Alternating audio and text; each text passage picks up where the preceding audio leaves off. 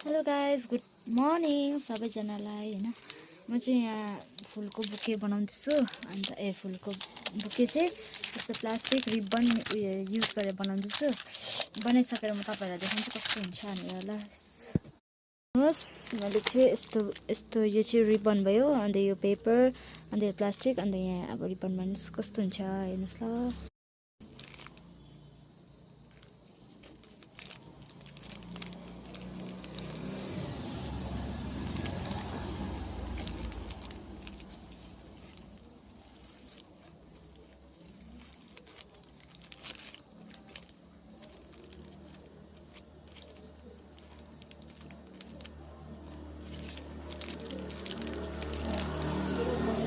सानो चिटिक्का भनेर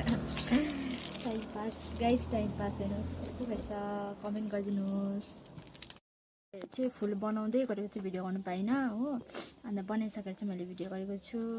के कस्तो लाग्छ तपाईँहरूलाई प्लिज कमेन्ट गरिदिनुहोस् प्लस